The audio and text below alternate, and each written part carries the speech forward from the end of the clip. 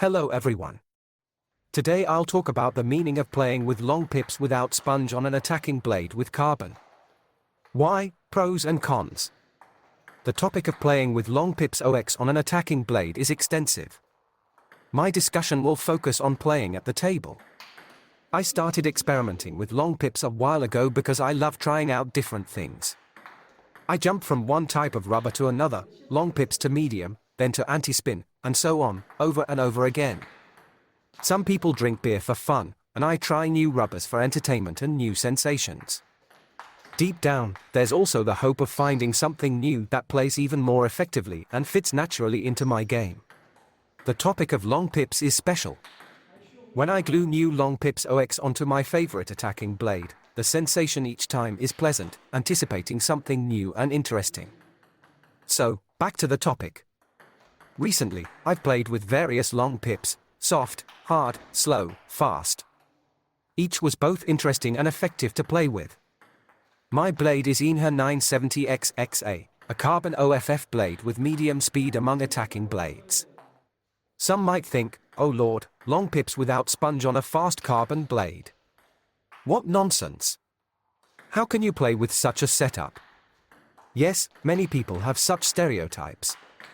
But let me clarify 2 points. 1. I'm not some particularly skilled player. I'm an enthusiast, like many players. 2. While playing with long pips OX, I've never felt the need to switch to a slower blade. I've enjoyed playing and haven't found it necessary to change. The reason behind this stereotype is significant. In the recent past, table tennis was played with another balls.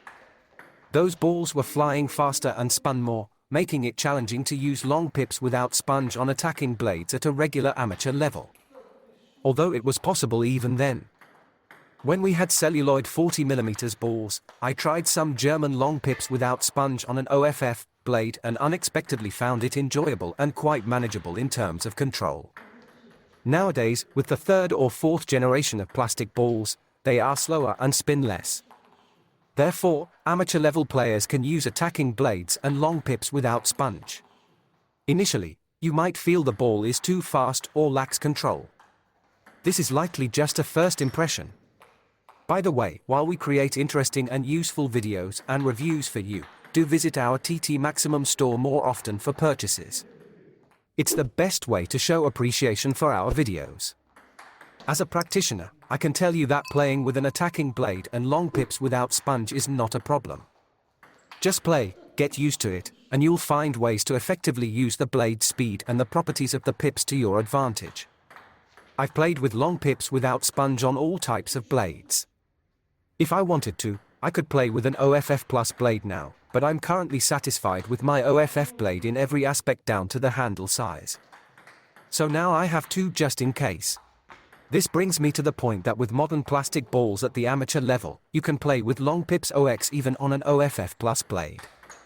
So, that was the most important detail many people might not know. Many players are used to the idea that playing with OX on attacking blades is impossible. Now it's becoming the opposite. It's a modern reality. Fast, strongly spinning balls are a thing of the past, so feel free to choose a faster blade. If you disagree with me or have something to add based on your experience, feel free to write it in the comments under the video.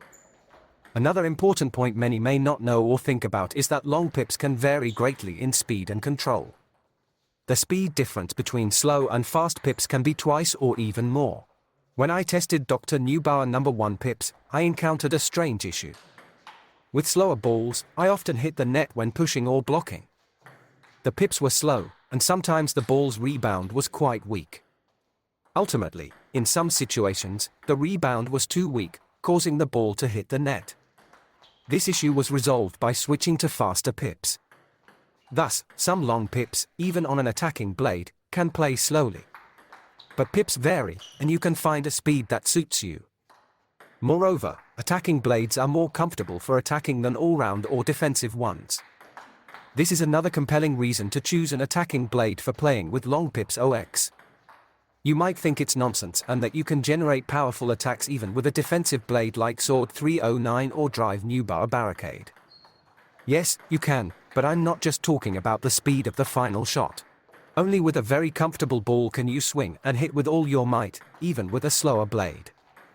But in other situations, attacking blades are much better for attacking than slower ones. Long ago, I played with blades of different speeds in a single day and found that topspins were objectively more comfortable and easier to execute with attacking blades compared to slower ones. The arc is better, there's more comfort, and I even felt it was easier to hit the table. The fact is that attacking blades are optimized for attacking actions. They objectively attack better. I should also mention that at that time, I favored slower control-oriented blades. I played with defensive and all-round blades. When the blade was oversized, I would remove excess to make it like an attacking blade but with slower speed. However, once I realized this, my interest in slower blades ended, and I switched to attacking ones. Then came the era of slower plastic balls, which further facilitated playing with attacking blades. So currently, there's no problem playing with an attacking blade with carbon and long pips without sponge at the table. You can even block powerful attacks. And there's no problem defending with such a setup. You can chop any attack from the far zone or make a distant block. Just play with pips that are comfortable for you and suit your technique. That's all for now. If you have any questions on this topic, feel free to ask them in the comments under the video. Bye for now.